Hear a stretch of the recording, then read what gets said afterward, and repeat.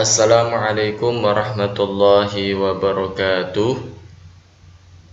Apa kabarnya anak-anakku? Semoga senantiasa diberikan kesehatan oleh Allah Subhanahu wa ta'ala. Sebelum kita belajar tentang beriman kepada Allah, mari kita mulai dulu dengan berdoa, dengan memohon kepada Allah bersama-sama. Raditu billahi rabba wa bil islami dina wa bi muhammadin nabiyyan wa rasula. Rabbi zidni ilma warzuqni fahma. Amin ya rabbal alamin. Mari anak-anak kita belajar tentang beriman kepada Allah. Apa itu arti iman kepada Allah? Iman artinya adalah percaya.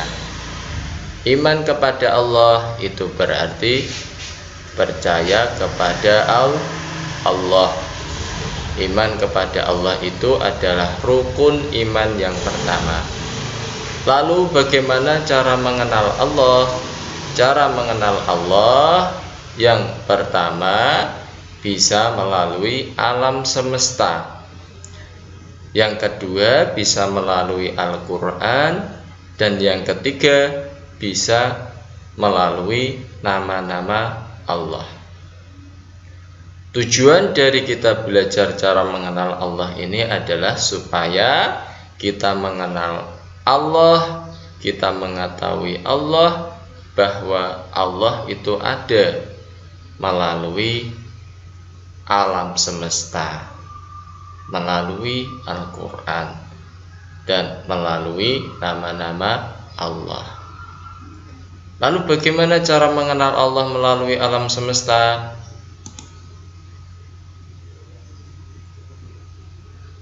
Coba amati, ada gambar benda mati,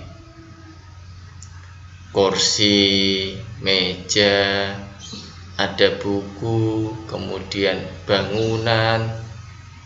Lah, itu adalah benda mati. Yang menciptakan itu memang manusia, akan tetapi dari bahannya kayu, itu yang membuat adalah Allah. Jadi semua sumbernya itu berasal dari Allah. Lalu kemudian benda hidup, misalnya ada manusia, ada hewan, ada tumbuhan. Itu siapa yang menghidupkan anak-anak? Yang menghidupkan itu adalah Allah Subhanahu wa ta'ala. Kemudian ada pelangi. Siapa yang membuat pelangi? Yang membuat pelangi itu adalah Allah. Tidak ada seorang pun yang dapat membuat pelangi kecuali Allah. Yang ketiga, adanya gunung. Begitu banyak gunung yang ada di Indonesia ini, semuanya adalah ciptaan Allah. Tidak ada yang menciptakan selain Allah.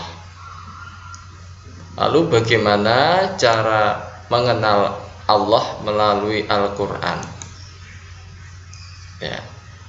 Ada di dalam surat Al-An'am ayat 102 itu Allah Subhanahu wa ta'ala berfirman, A'udzu billahi minasyaitonir rajim.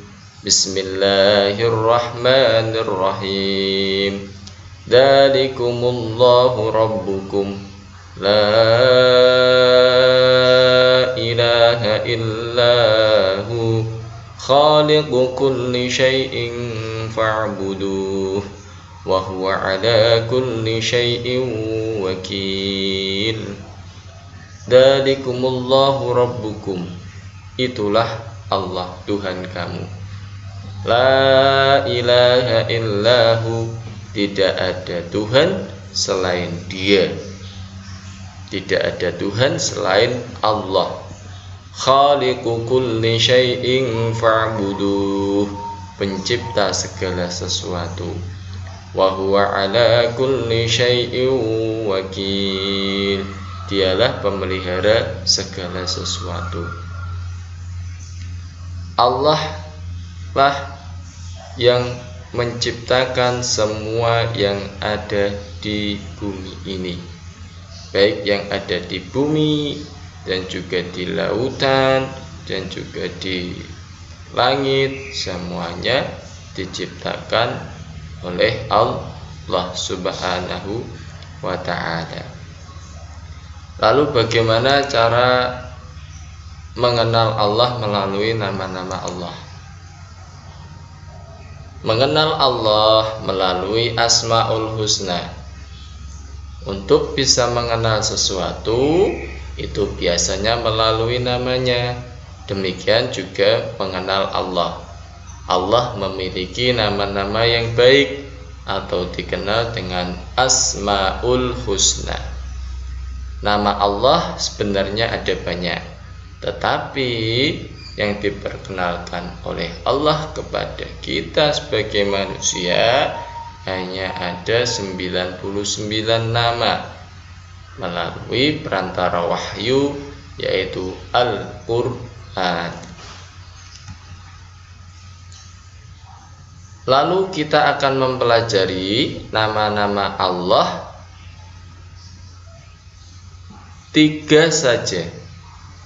Di antaranya Al-Basir, yang artinya adalah Allah Maha Melihat. Coba anak-anak bisa mengamati gambar berikut. Walaupun ada yang berbisik-bisik, sekecil apapun suaranya itu, Allah melihat. Allah mampu melihat apa saja sampai hal sekecil-kecilnya. Tidak ada yang luput sedikit pun dari pandangannya. Kemudian yang kedua, Al-Adlu. Apa artinya Al-Adlu, anak-anak? Artinya adalah Allah Maha Adil. Allah menempatkan manusia sama di hadapannya. Tidak ada yang ditinggikan hanya karena keturunan. Tidak ada yang ditinggikan hanya karena kekayaan. Dan tidak ada yang ditinggikan hanya jabatannya. Allah memuliakan seorang hanya karena ketakwaannya. Apa artinya takwa? Takwa artinya mengerjakan yang diperintahkan Allah dan menjauhi yang dilarangnya. Ketika kalian sudah menjalankan perintah Allah dan menjauhi larangan-larangan Allah, berarti kalian sudah menjadi orang yang bertakwa, orang yang ditinggikan Allah. Kemudian yang ketiga, Al-Azim. Pernahkah anak-anak meminta bantuan kepada orang lain? Ya, Allah ini adalah Zat yang Maha Agung. Artinya berdiri sendiri. Allah tidak meminta bantuan kepada siapapun. Allah tidak membutuhkan pertolongan. Allah memenuhi semua kebutuhan makhluknya. Manusia membutuhkan pertolongan Allah dan membutuhkan pertolongan orang lain. Manusia tidak bisa hidup sendirian. Allah bisa hidup sendirian. Dengan memahami sifat Al-Azim ini, maka kita akan selalu mengagungkan tanda-tanda kebesarannya dengan cara melaksanakan apa yang diperintah dan menjauhi apa yang dilarang oleh Allah. Semoga penjelasan singkat tentang bagaimana cara mengenal Allah ini sudah jelas